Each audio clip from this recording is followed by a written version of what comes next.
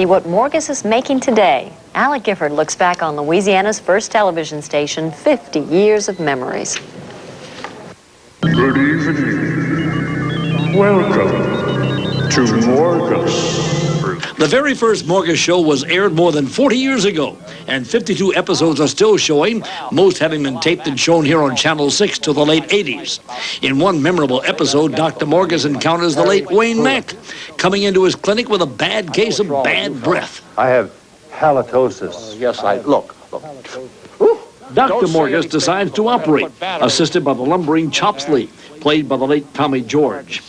But the man who created Morgus is very much alive and well, telling us what and who Morgus was. Morgus is governed by a select group of august body of intellectuals from outer space, supposedly, that came down and built the Great Pyramid and passed on all this knowledge for generations through the Morgus family, and he is now ready to take over the world through television.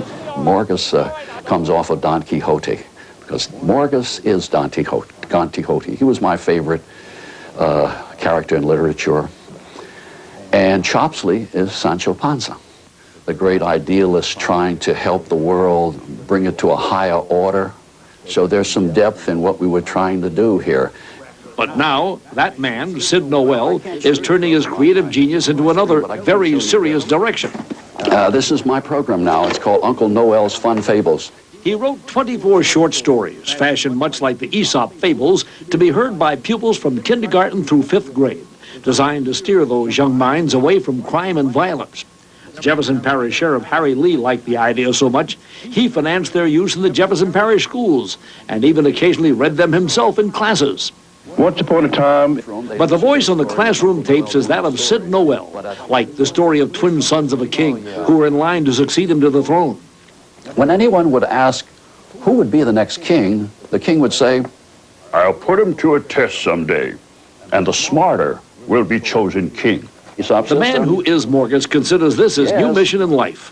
There's been a wake-up call lately, as we know. You read the paper every day with teenagers killing teenagers and suicides and whatever. We know that there's a wake-up call, and we also know that, unfortunately, nobody's waking up.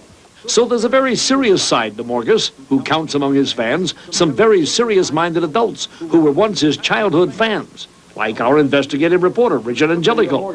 Oh, he was always one of my favorite local TV characters. He used to keep us in stitches. And in fact, if you're going to talk to him, I'd like an autographed picture. Morgus, also known as Sid Noel, was happy to oblige. Now, do tell Richard, please, don't come and investigate us. Hey, Richie. That's something for you. Oh, man. Morgus, my hero. I'm gonna get it framed. So now you know, there's a whole lot more to Morgus than meets the eye. Indeed, we're proud to recognize Morgus the Magnificent as part of our 50 memorable years. Stay with us. The best is yet to come. Alec Gifford, Channel 6 News. Noel hopes that someone will come up with the money to establish the Uncle Noel reading program in New Orleans public schools. He thinks that it could make a difference in turning young minds away from crime and drugs.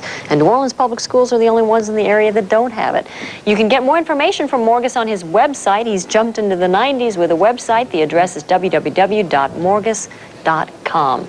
And remember, Alec's 50 Years of Memories reports air every Tuesday here on the 10 o'clock news.